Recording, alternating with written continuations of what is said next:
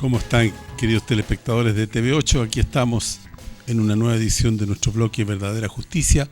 Hoy, día miércoles, a las 21 horas, junto a María Cecilia Bartolín, aquí en TV8. ¿Cómo está María Cecilia? Bien, aquí estamos. ¿Cómo están, queridos telespectadores? Aquí una vez más para entregarle noticias. Hoy día felices porque está fresquito. No hace el calor que habitualmente tenemos más temprano, así que hoy día estamos está mucho más agradable acá. Bueno, partimos por las cosas a nivel nacional primero. Sí. Bueno, partamos por lo que todo se está comentando, el famoso tema de la PSU. ¿Por dónde empiezo? El tema de la PSU no es de hoy, no es de ayer. El tema de la PSU viene hace mucho rato, desde que se crea, primero originalmente la prueba de aptitud académica, muchos de nosotros la dimos, y luego se cambia a la PSU, que con un nombre distinto, pero lo mismo. En realidad es exactamente lo mismo. Esto no es una prueba de selección, es una prueba de conocimiento. No selecciona, no hace nada. Desde el 2006 que los estudiantes vienen reclamando por el cambio de esta prueba. 2006 primero, 2011 después, y ahora, este año, en este caso la ACES, ha sido de los que más han propiciado el hecho de que no se haga esta prueba. Recordemos que esta prueba se posterga por las movilizaciones que se dieron el año pasado, del 18 de octubre en adelante, se posterga, y la ACES llamó a funar esta prueba, a manifestarse en contra de esta prueba y, ojo, no a violentarla, sino que a manifestarse en contra. ¿Cómo? Cada organización tenía que ver cómo hacerlo. Se llamó a los chicos a ir a dar de repente la prueba con un ojo tapado, que es una forma de manifestarse en contra de la violación a los derechos humanos, sobre todo en contra de jóvenes por parte de Carabineros, en todas las manifestaciones que se han llevado a cabo desde el año pasado hasta ahora. A funar, a manifestarse afuera y dentro de los locales, pero en ningún momento este chico que es vocero de la ACES, Víctor Chanfró, dijo no permitir entrar, violentar. No llama a la violencia, llama a manifestarse que es parte de los derechos que todo ciudadano de este país tiene y está garantizado mientras no se bajen a la calle, no sea con violencia, ni con armas de fuego, ni nada parecido, cosa que efectivamente hicieron. Pero por supuesto, una vez más, quien trae la violencia a este tipo de situaciones y a este tipo de manifestaciones es la policía.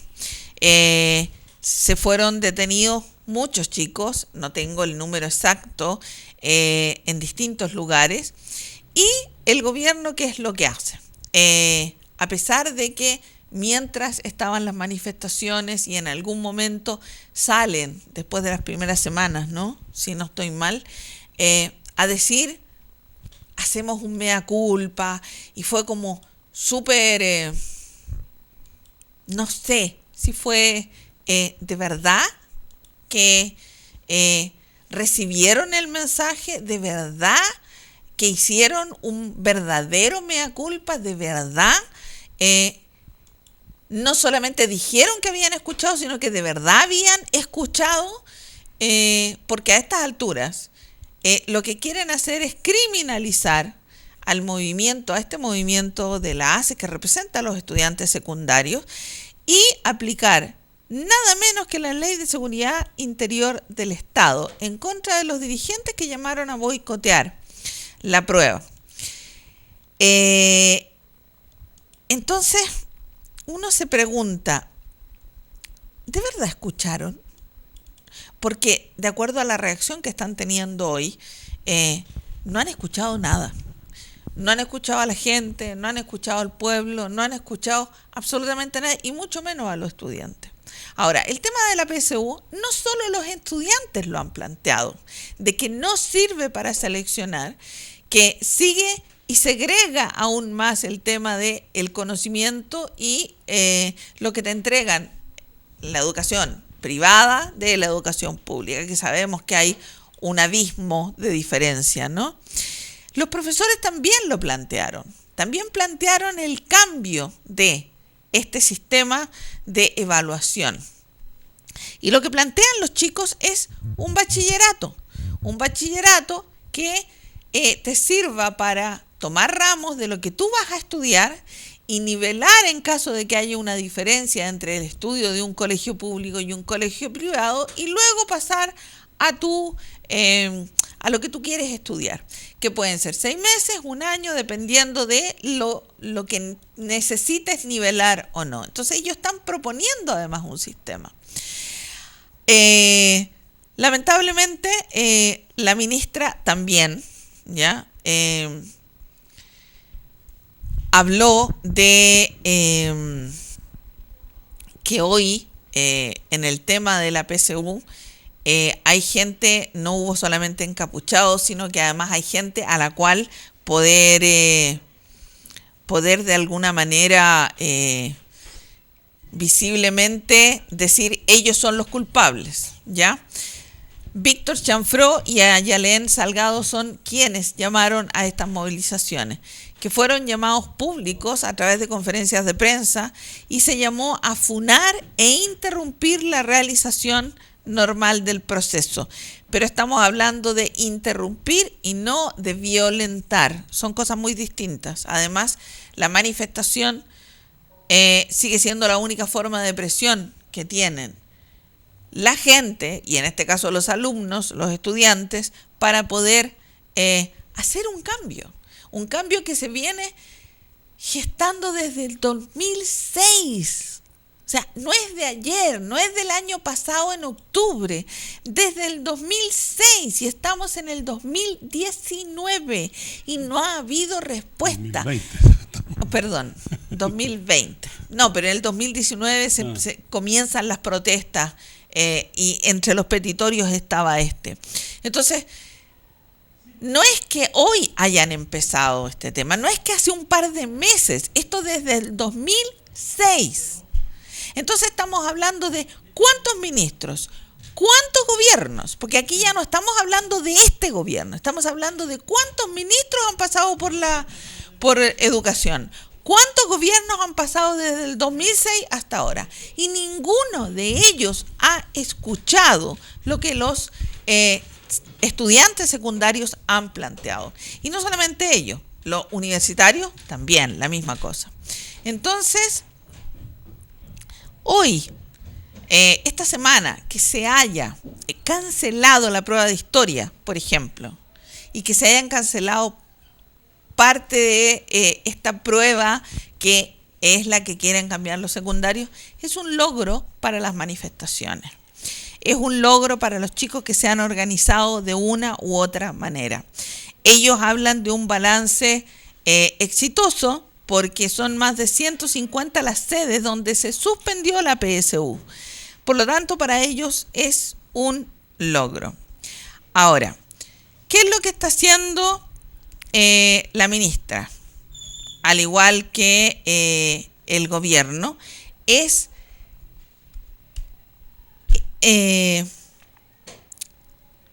llamar a que esto se trataría de un delito, lo que han hecho los chicos, que es manifestarse, y están hablando de el artículo 6, la letra C, que dice que tiene que ver con que habla textualmente y dice: inciten a destruir, inutilizar, interrumpir o paralizar, o de hecho destruyan, inutilicen, interrumpan o paralicen instalaciones públicas o privadas de alumbrado, energía eléctrica, agua potable, gas u otras semejantes, y los que incurran en cualquiera de los actos antedichos con el fin de suspender, interrumpir o destruir los medios o elementos de cualquier servicio público o de utilidad pública, que no es lo que hicieron los chicos. Ellos interrumpieron una prueba, pero no hicieron destrozos de nada de esto que dice este artículo, y a través de ese artículo quieren judicializar a través de querellas, qué sé yo, que está en el Código Penal y fluctúa entre 61 días y 3 años de prisión por manifestarse, cosa que me parece el colmo. Esto nos dice a nosotros una vez más que primero no escucharon, porque no solamente no han escuchado a los secundarios, sino que no han escuchado a nadie, desde el 18 de octubre en adelante, no han escuchado a nadie, porque siguen con sus mismos proyectos de pensiones, el tema de salud, que es darle más plata a las ISAPRES y al sistema privado de salud. Todos los cambios, todas las leyes, todos los proyectos de leyes que están mandando son exactamente los mismos que tenía el gobierno antes del 18 de octubre. No ha hecho ni un solo cambio. Lo único que han hecho es salir y decir, sí, escuchamos a la gente. Pero decirlo no es suficiente. La verdad, tienen que escuchar a la gente, pero hacer los cambios que la gente está pidiendo. Y la gente está pidiendo cambios profundos, como lo que están pidiendo los secundarios, que es terminar con esta prueba que lo único que hace es aumentar esta brecha entre colegios privados y colegios públicos. Y no los han escuchado. Ahora, ellos hablan de violencia. No sé si tenemos, Carlito, los dos últimos videos que te mandé. Que son que ellos hablan de que los chicos eran los violentos y que promovieron la violencia. Bueno, tenemos 2 videos, solamente 2, para que vean que en realidad la violencia, una vez más, no viene de los chicos, no viene de los secundarios, viene una vez más de la institución de Carabineros, que a estas alturas no solamente trae violencia, trae violación a los derechos humanos sistemática, aparte de todo lo demás que hemos sabido de los fraudes, de las plata y de tantas otras cosas que a estas alturas nos hace pensar y decir que esta institución necesita desaparecer y crear una nueva policía que tenga valores como la honestidad, la verdad, de verdad servir al pueblo, cuidar al ciudadano y no como ahora que lo único que hacen es violentar. Y violentar sin ninguna razón muchas veces. Entonces, no sé qué opinas tú. Bueno, a ver, me parece muy interesante lo que acabas de decir.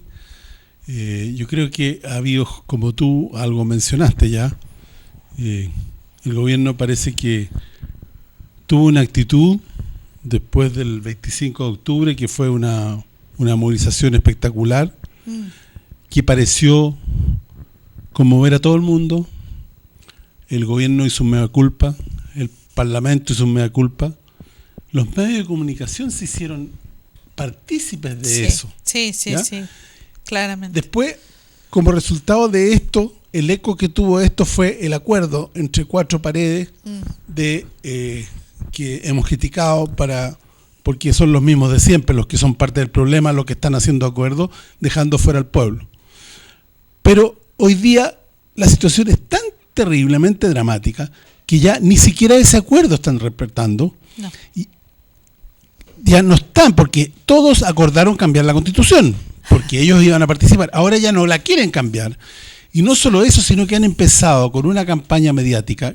No hay nada en los medios masivos, tanto prensa escrita como televisivos, se muestran nada de las movilizaciones, solamente se muestra vandalismo. Sí. Y el vandalismo nosotros sabemos de dónde viene. Tenemos videos que lo aprueban.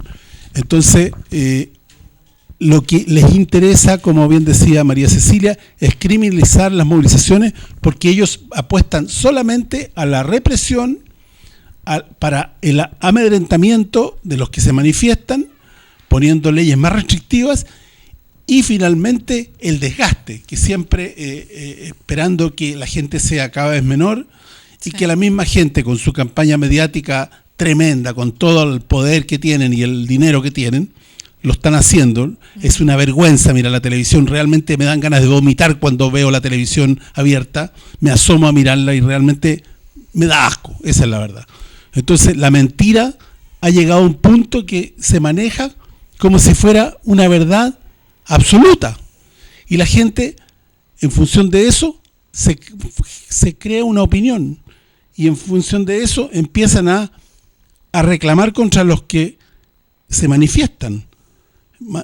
Es común decir vayan a trabajar en vez de estar tonteando más o menos. Entonces, es realmente dramático ver cómo el gobierno se ha burlado durante 80 días de la gente, no ha hecho absolutamente nada, menos que migaja, y solamente lo único que han dado a la gente son promesas que no las creemos, nadie les cree. Nadie le cree al gobierno, pero absolutamente nada. De hecho, un 4,6% tiene en la cuenta Pulso Ciudadano. Entonces, es difícil, porque en el mundo fuera de este país, esto lo entendemos acá nomás, pero fuera de este país nadie puede entender cómo el gobierno se sostiene. Nadie entiende cómo un presidente puede ser tan indigno, tan falto de ética, tan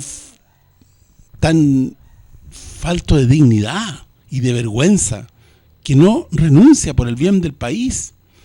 Entonces, porque él es el principal obstáculo para cambiar la actitud. Si quieren que disminuya las movilizaciones, ese sería un paso importante para cambiar la actitud de la gente que está disconforme, para cambiar la actitud del pueblo, para que se genere una nueva interlocución con el pueblo de manera tal de poder conversar y llegar a acuerdos. Este gobierno hizo un circo hace 40 días atrás, llamando a las organizaciones a conversar. No ha pasado absolutamente nada, no han dicho nada, absolutamente nada. Entonces es una burla, se burlan de las organizaciones, se burlan del pueblo, y la gente está cansada, la gente está molesta, y más aún con la actitud de asesinos que tienen las fuerzas represivas. De verdad que no tienen. Ahora les vamos a mostrar las imágenes y ustedes mismos van a sacar sus propias conclusiones. Está bien.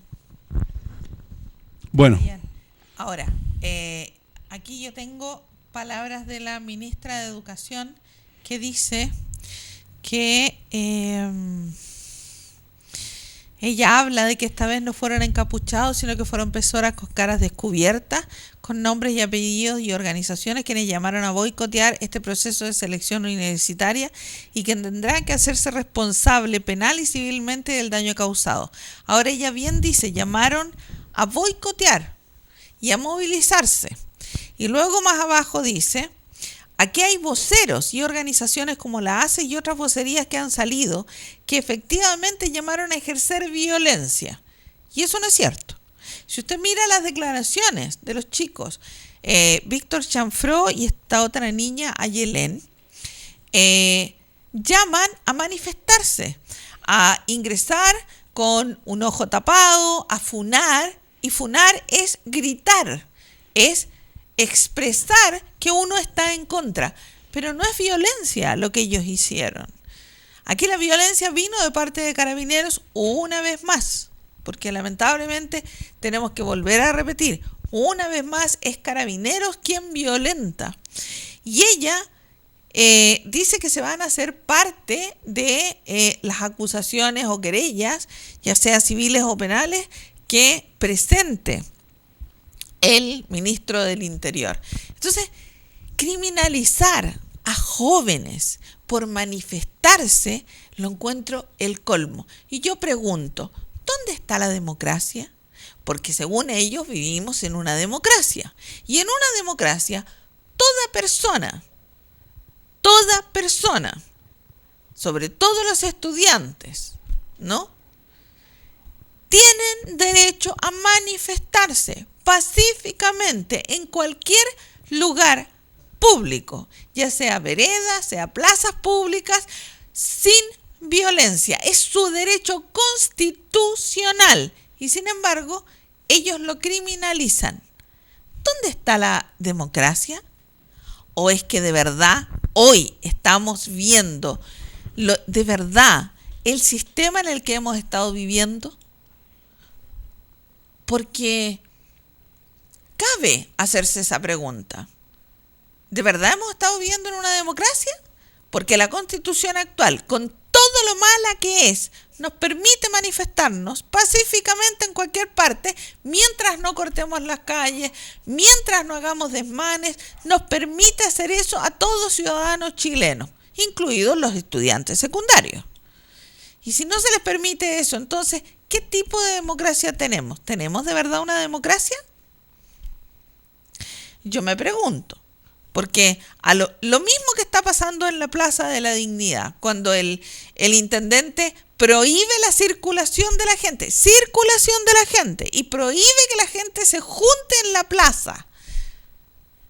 ¿Qué está haciendo? Está yendo en contra de la Constitución actual. Mala o no mala, está vigente. Y tenemos el derecho de poder manifestarnos pacíficamente. Y no nos están permitiendo hacer eso. Entonces, ¿qué tipo de gobierno tenemos? Eso es algo. Y no hay estado de excepción. Y no hay un estado de excepción. Entonces, ¿qué tipo de gobierno tenemos? Pregúnteselo, señora, señor. ¿Qué tipo de gobierno tenemos? Entonces, allí es donde nosotros, todas las personas, usted, yo, todos, tenemos que empezar a cuestionar, empezar a preguntarnos, ¿de verdad estamos en una democracia o nos han contado la historia y el cuento de una democracia que no es real, que de verdad no existe? Porque si fuera una democracia de verdad, yo tendría todos los derechos que la Constitución me permite, entre ellos manifestarme pacíficamente. Y no se está cumpliendo. Sí, y además la fuerza represiva, el Estado represor ha aumentado la violencia. Antes de ayer o ayer atropellaron a un joven en Pudahuel Sur. Ayer, a raíz de todas estas manifestaciones, sabemos que... Un auto de carabinero, ¿eh? Correcto, un auto de carabinero, que tenemos el video. Que ni siquiera paró. Correcto. Para ver qué había pasado con el chico. Entonces, en Recoleta vimos mucha represión. Aquí en Lo Hermida se ha visto una represión brutal. Entonces usted, querido telespectador de Lo Hermida, usted sabe lo que pasa acá. Sabe lo que está pasando. Y esas cosas no las dicen en ninguna parte. Entonces la televisión abierta nos miente, se burla de nosotros. Los matinales son realmente vomitivos, realmente no aportan nada, puras mentiras nomás, y llevan a puros parlamentarios sistémicos que defienden este sistema que los tiene a todos gorditos, porque todos comen de él. Entonces, realmente, si queremos saber la verdad de lo que pasa, tenemos que investigar en medios alternativos, el TV8, por ejemplo, y también en las redes sociales, tratar de conectarnos con la gente que está dando la información de lo que realmente está pasando. Es importante porque estamos en momentos decisivos de nuestro país. Esto está recién empezando. Nos espera un 2020 muy, muy difícil, muy complicado. Entonces, no crean ustedes que esto va a quedar así. Y la gente está tan irascible, está tan molesta con la situación, con la represión, con los engaños y las mentiras del gobierno, con la hipocresía del gobierno, que cada vez más está diciendo, nosotros que hemos estado muchas veces en la calle, sabemos el sentir popular y que la gente está dispuesta a seguir hasta que hayan verdaderos cambios. O sea, esto no va a parar. Usted no esté esperando que las cosas se normalicen en mayo o en junio. No, esto va a tener para rato. De verdad que tenemos para rato. Entonces, y ahora que nos quieren cambiar las reglas del juego de lo que se había acordado, con mayor razón. O sea, esto es, yo creo que en marzo va a partir esto con mucha fuerza. No me cabe ninguna duda. Sí. Ahora, para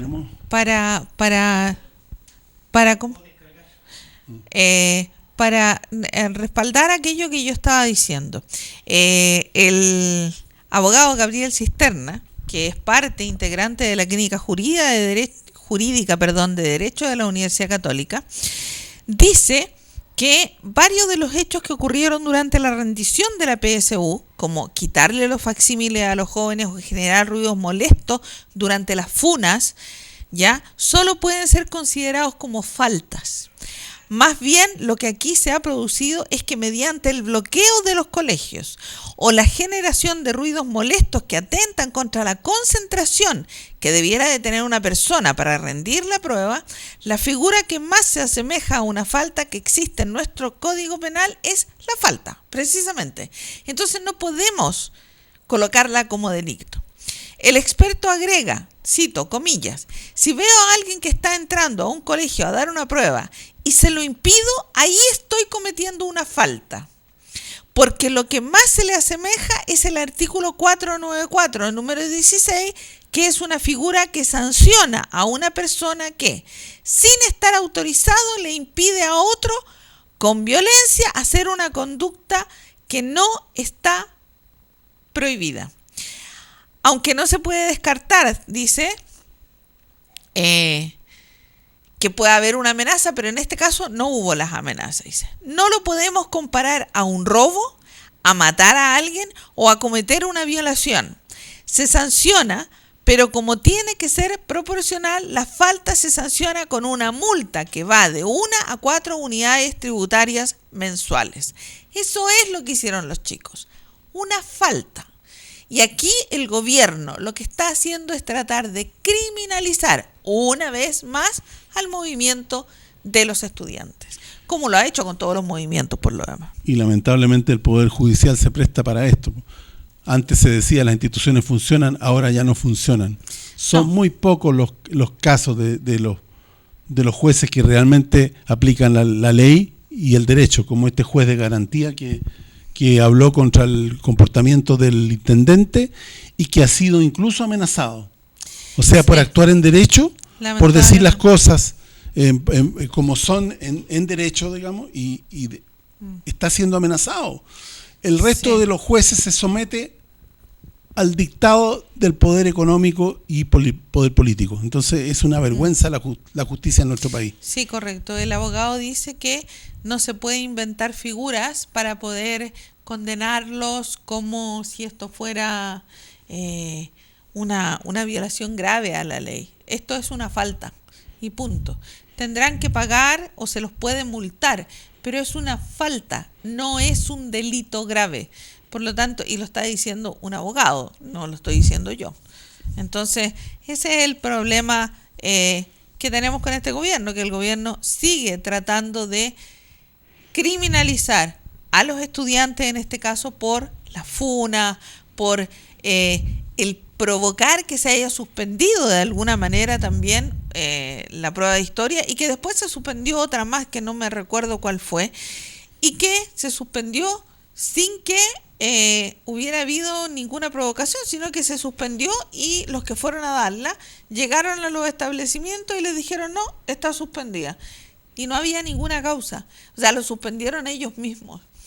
Aquí hay un problema de que este gobierno sigue sin escuchar y lamentablemente para él las movilizaciones, si bien es cierto en verano bajan un poco porque va a haber un trabajo más de terreno, más de hablar con la gente, más de interiorizarla de lo que significa una asamblea constituyente y lo que se viene para más adelante, pero las movilizaciones van a seguir igual en verano y con mucha fuerza, como decía Claudio, vamos a volver en marzo con todo, porque es la única forma de que el gobierno, los parlamentarios, que son parte del mismo problema, porque todos son parte, toda la institucionalidad es parte del problema, están acostumbrados a hacer política de una forma que no es transparente al pueblo, a la gente, y hoy la gente quiere participar. Ojo, hoy la gente quiere participar. Una de las cosas que se escucha en la calle es sin nosotros nunca más. Justamente. Y eso es real. ¿Ah? No es una amenaza, es una promesa. Sin nosotros nunca más. Y ellos no han querido escucharlo.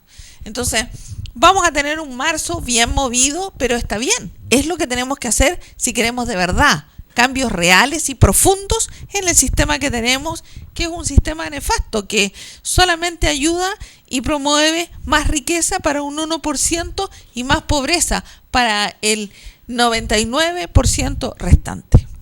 Y el oficialismo está tiritando de miedo, porque realmente, por eso que ponen más represión, y porque temen perder sus privilegios, temen perder todo lo que los beneficios que tienen con este sistema, y apuestan a la represión y se arropan en la Constitución que los protege. Sí, de hecho, bueno, lo que tú decías delante, que ni siquiera están respetando este famoso acuerdo, esta cocina que hicieron entre cuatro paredes, porque Renovación Nacional ya dijo que ellos iban a llamar a votar que no querían nueva constitución, y la UDI acaba de hacerlo. Tienen un consejo como partido el viernes para que el partido se pronuncie, pero ya hay la bancada de la UDI, ya lo hizo públicamente, y ellos van a llamar a votar que no quieren cambio de constitución. ¿Por qué? Porque se dieron cuenta de que este plebiscito les puede salir en contra, y la gente puede pedir no solamente el cambio de constitución, que yo creo que va a ganar sí o sí, sino que además este armado o entramado que le llaman convención constituyente va a ser avallazado por la ciudadanía, que está tomando ante sí lo que es el poder constituyente, que en el caso de una crisis institucional como la que tenemos hoy, el poder constituyente vuelve a su origen, y su origen es el pueblo, y el pueblo se está manifestando en cabildos, en asambleas territoriales, y seguirá todo enero, todo febrero, todo marzo, para poder llegar a votar por la convención constituyente, pero al lado, asamblea constituyente, que es lo que el pueblo de verdad quiere, una asamblea constituyente plurinacional, paritaria y en cero, sin cortapisas, en blanco, para ellos poder empezar a decidir cómo van a llevar adelante este proceso. Y el gobierno tiene que estar complicado en este momento, muy complicado, porque debe estar arrepentido de haber hecho ese llamado a plebiscito, porque él está entregando una herramienta a la gente para que haga un juicio, una sanción, un pronunciamiento oficial, ¿ya? Que nadie puede cuestionar, porque va a tener todos los elementos para no ser cuestionado. Entonces, una votación aplastante del cambio de la Constitución va a ser solamente... no va a poder ser aplacada. No, la claramente gente no puede, no se satisfecha si después de un plebiscito, el plebiscito no se cumple como quieren los señores del oficialismo.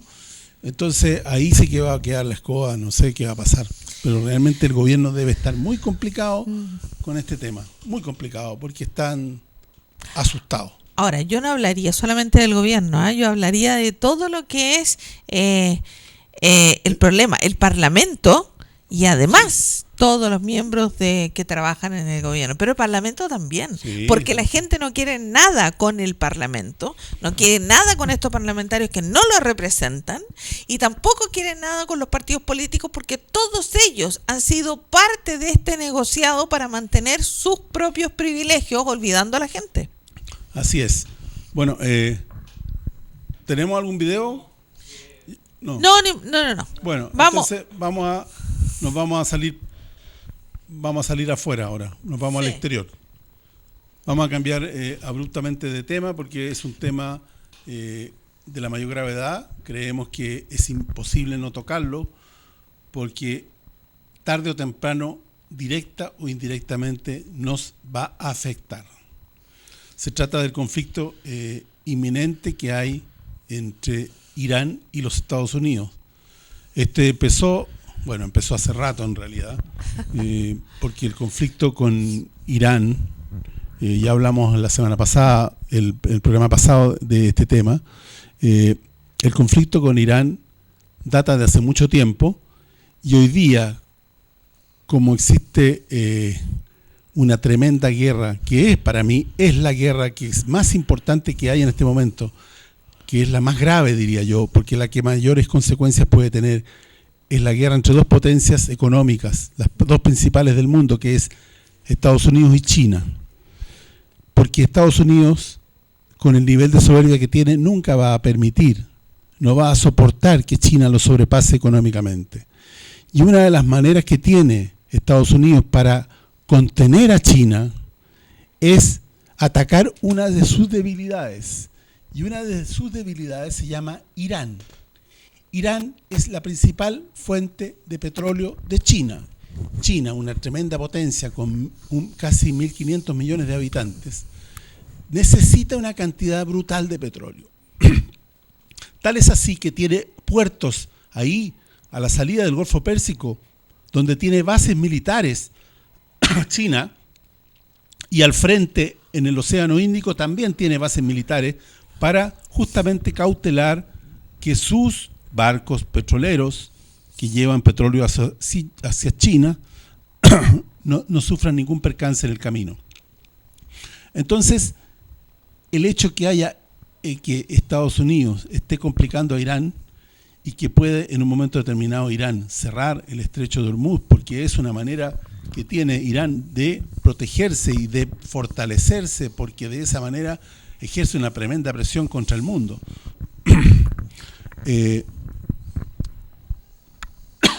De esa manera Estados Unidos quiere complicar a China también.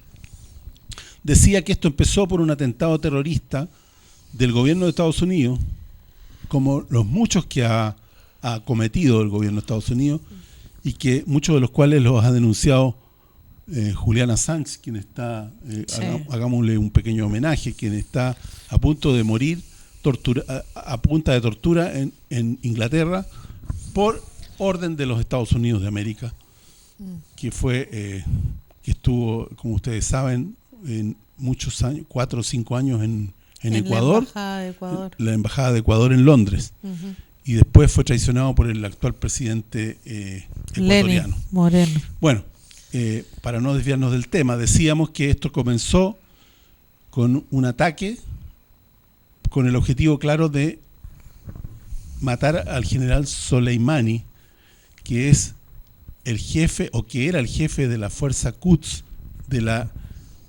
guerra, de la, ¿cómo se llama? La fuerza revolucionaria de Irán, no me acuerdo cómo se llama el ejército, la Guardia Revolucionaria de Irán, correcto. Así es. Bueno, y murió también el segundo hombre que estaba a cargo después de él, y otros tantos personajes que habían en el aeropuerto al lado del aeropuerto de Bagdad. Por supuesto, Irán prometió una venganza, prometió respuesta, porque este señor es considerado un héroe nacional, y la respuesta ha venido. De hecho, atacaron 2 bases norteamericanas en Irak. Según el gobierno norteamericano, dice que no habían militares ahí. Según otras versiones que yo he leído por ahí, todavía no tenemos la confirmación, sí, pero lo digo así claramente, pero hay una versión encontrada, digamos, en el sentido de que había militares norteamericanos. ¿Por qué es importante esto? Porque el hecho de que Estados Unidos reconozca que le mataron un norteamericano, quedaría preso de sus dichos, digamos, y estaría obligado a volver a atacar. Entonces, esto desencadenaría un nivel de tensión extremo que llevaría, no sé, probablemente a una guerra mundial. Tenemos el foco de conflicto ahí en Irán muy fuerte. Tenemos también el foco de guerra en ¿cómo se llama? Ahí en las posibilidades de guerra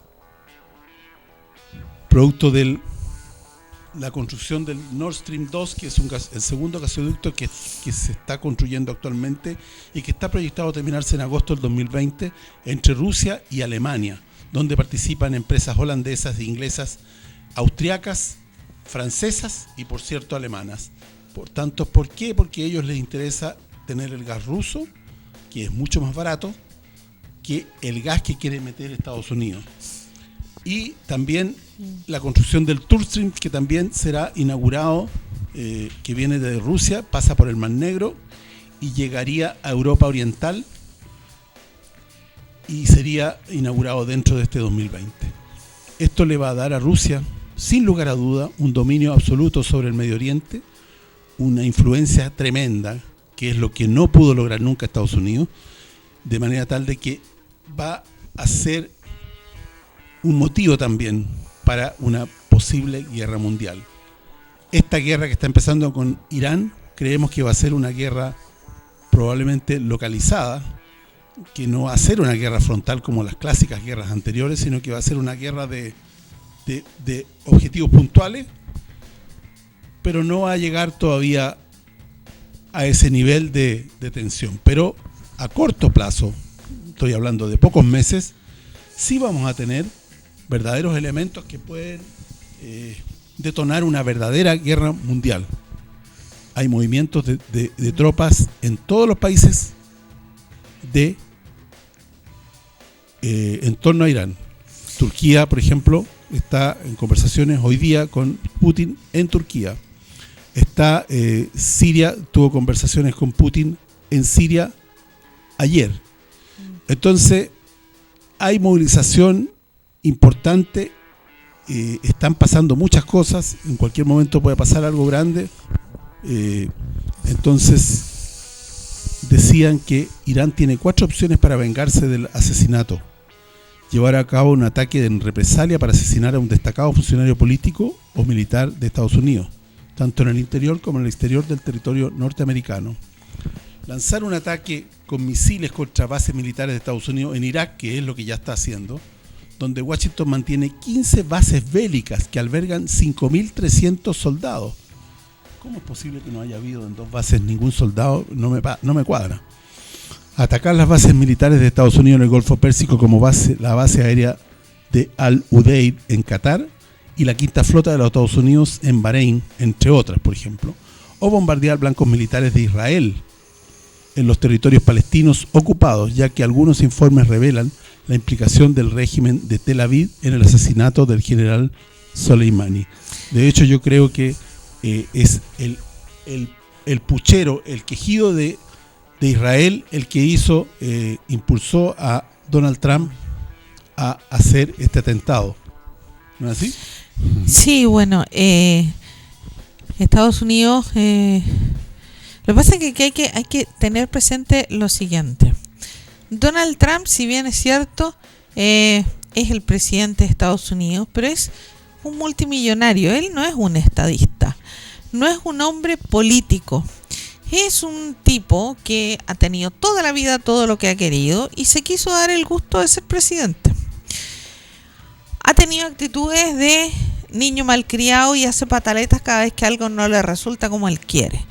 Yo personalmente creo que efectivamente, como tú dices, el atentado y la muerte de Soleimani tiene directa relación con Israel, que es quien pide quiero tal cosa y Estados Unidos obedece, y además los grandes poderes económicos que están en manos de los sionistas. Ellos son los que mandan.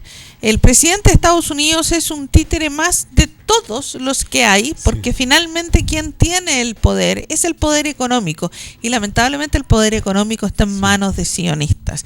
Esto a Estados Unidos se le pone la pista muy, muy pesada con lo que acaba de hacer, porque no solamente se echa encima a Irán. Irán, independiente de las diferencias que hayan tenido internamente hablando, porque siempre existen, esto no hizo más que unir al pueblo en contra de un enemigo que es Estados Unidos e Israel, porque ellos tienen claro de que Israel está detrás de, sí o sí.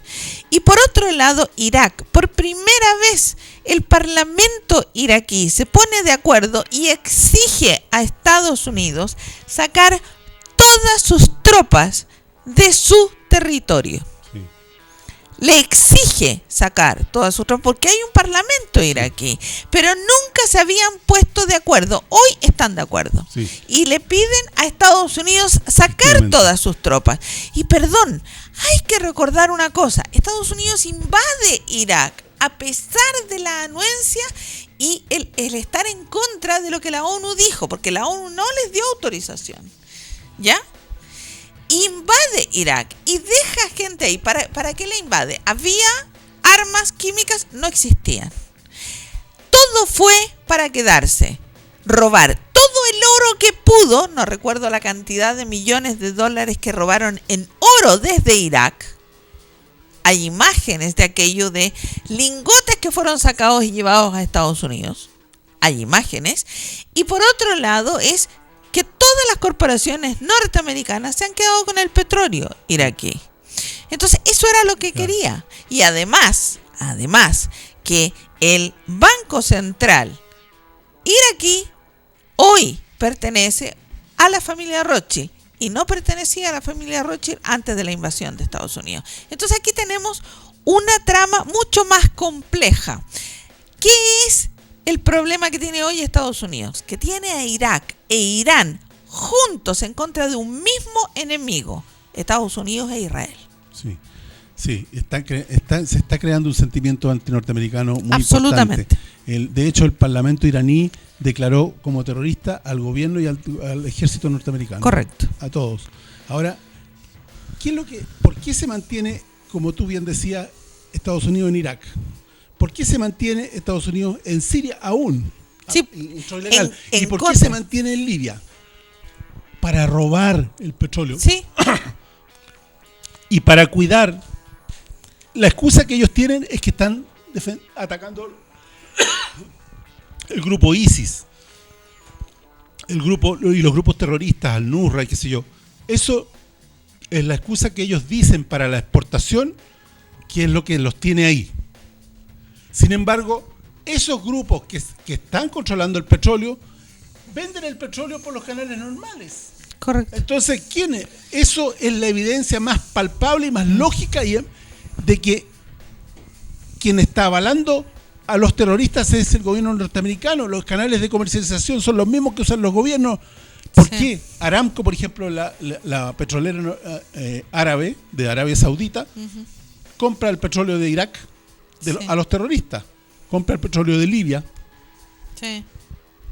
Entonces, Exxon Oil también. Entonces, son los canales normales de venta de petróleo, como tú bien decías, las transnacionales norteamericanas. Obvio. Entonces, ¿quién está con los terroristas? ¿Quién apoya a los terroristas?